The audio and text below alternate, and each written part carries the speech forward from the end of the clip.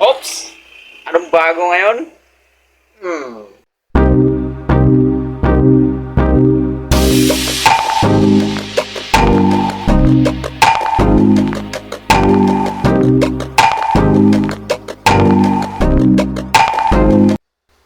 Guys, ito lang naman ang bago ngayon.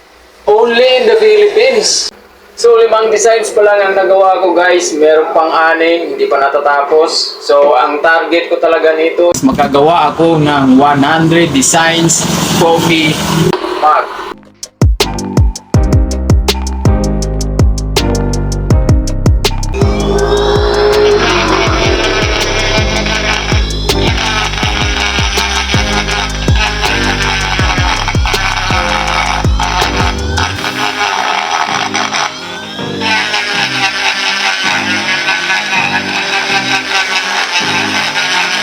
Guys, hindi basta-basta ang proseso sa paggawa ng customized coffee mug.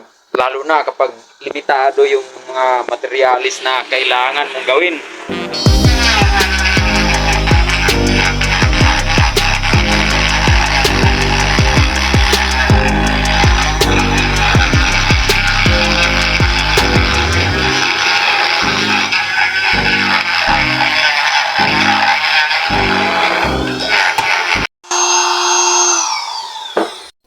Guys, pang-anim na design ko na to.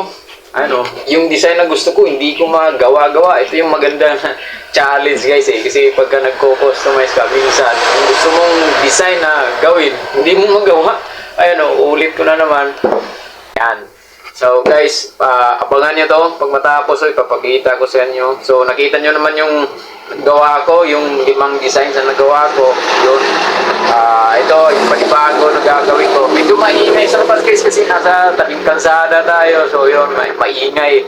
Yun nga lang ang problema dun sa pwesto ko kasi maingay. Kaya pag gumagawa ko ng video, maingay.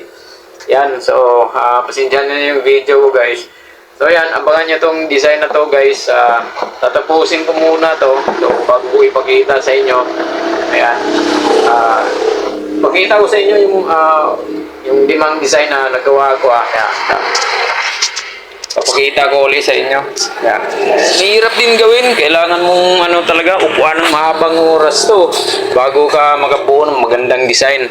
Yan, tsaka disiplina. Yan.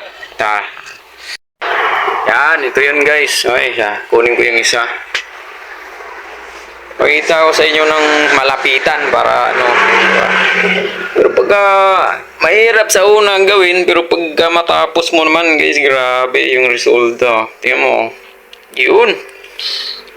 Yan. So yung sa lips niya guys, ibang kulay lang yan. Pinagtripan ko lang yan. Yan. Yung sa upper lip niya, yan, medyo pink na may glitters din. Tapos sa baba, black na may glitters. Yan. Alright. So, pag makita nyo to sa personal guys, grabe. Ang ganda ng result niya. Siyempre, gawa ko to kaya maganda para sa akin. Iwan ko na lang sa iba. Yan. Alright. So, yung isa, to. Yun, pakita ko rin sa inyo. Ayan, ito. Alright. Siyempre. Yan, kaya nakaganyan yan. Kasi nga, siyempre, pag umiinom ka ng kape, yan.